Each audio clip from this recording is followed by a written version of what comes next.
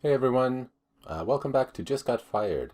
This is the final episode in the series, and today I'll try to wrap up everything in a neat little package with a bow on top. First, I want to ask you a question. Is there anything that you learned about yourself through this experience? Did you find out anything surprising? Did you rediscover an old passion that got lost in the hustle and bustle of life? Were you able to reset your direction in life? I want to say that as much as I hope to help other people, this process has actually been really amazing for me as well. I was able to define my passions. I was able to decide what I want to do next. I started with a plan. I put that plan into action. And I'm starting to see the early results of those actions. I hope you can say the same. If you can't, if this time has not been enough, if you're still searching for direction, if you're still not quite sure how to put your thoughts into a plan and then into action, reach out to me and let's chat. I'm going to leave my LinkedIn URL in the video description, and you can connect with me that way. To wrap up the series, we're going to go through each episode in a very short amount of time, and then we'll conclude. Okay, so in the first episode that I created, it was pretty much the day after I got fired, or the second day after I got fired, and I talked in that episode about the first 24 hours, what I did during those 24 hours to make sure that I keep my focus, right? To make sure that I don't get lost. In the second episode, I started then to look at the first four immediate concerns, right? We talked about the money situation for the short term. We talked about the money situation for the long term. We talked about how to share this, this terrible news with the rest of the world, with the rest of your world. And then we talked about defining what you want to do next, or at least starting to define what you want to do next. Then in the third episode, I focused on adding the structure to your day that you need to be productive, and then how to respond to people who are trying to help you, right? Who are reaching out to you. In the fourth episode, I really focused on those passions, right? On defining what you want to do with the rest of your life, with your time on this earth. Given this opportunity that you have now, this break, right? What do you want to do? So I talked about defining those passions, how to define them, how to reach the conclusion about what you should be doing next. And then in the fifth episode, I explained that one simple thing that you need to do in a job interview, which is to simply be yourself, right?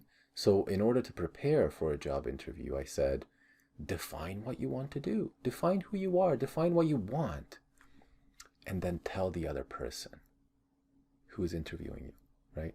Be very, very clear about it, so that there's no confusion, so that everybody's on the same page. So they're hiring you, not you with a mask on. And then finally in this episode, we're going to wrap up. And what I really want to do is to share, what I wanted to do at the beginning of this series is I wanted to share this very simple process with the rest of the world, because a lot of people find themselves in this situation. When you get fired or laid off or made redundant or whatever other term you want to use for this specific situation, the feelings in that moment can be overwhelming. You can start to feel angry and disappointed, confused, stuck, right? You might fall into a depression, right? A mild or even a severe depression. You might start to develop destructive habits, right? substance abuse, right? A lot of people do fall into that. They do fall into substance abuse because that is their coping mechanism to cope with this rejection that they just received. You might even want to take revenge in any way possible, right? On your manager, on your manager's manager, on the company as a whole, right? You might start posting things on social media that is negative. You might start posting things on Glassdoor that, things that are negative. Now, if you've made it this far into my series, I hope that none of those things are true for you, right? I hope that you could make sense of the situation and focus on the positive side of things, right? That positive thing is that you now have the opportunity to start fresh, to do what you want to do with the rest of your life. Not many people get that opportunity. And then if they do, they don't know what to do with it. And I hope that you found that thing that you're searching for. Happiness or fulfillment. Or the path that you want to follow in life. And again, if you haven't, that's okay too. It's only been 4 weeks since we started. And if you're not following this chronologically, if you're doing this kind of like, episode after episode, maybe it's just been a few hours for you, right? I want to reiterate my invitation to connect with me, right? Connect with me on LinkedIn if you're not already. Let's start a conversation. I promise you, I'm not going to ask you for any money, okay? In the time that we have together on this earth, we have to help each other. We have to be there for each other, even if you don't know me. Even if I don't know you, I am open and willing to help you. And I'd love to help you to find whatever you're looking for. All right? So what's next for Octavian? I'm going to tell you what I've been working on and kind of concluding with that. So I have a few irons in the fire right now.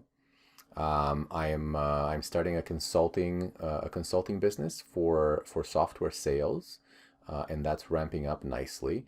I currently have 3 clients in 3 different industries, and I'm gonna keep this list of clients short. I'm not gonna have more than 3 or 4 at a time, just so that I can focus on their needs, because.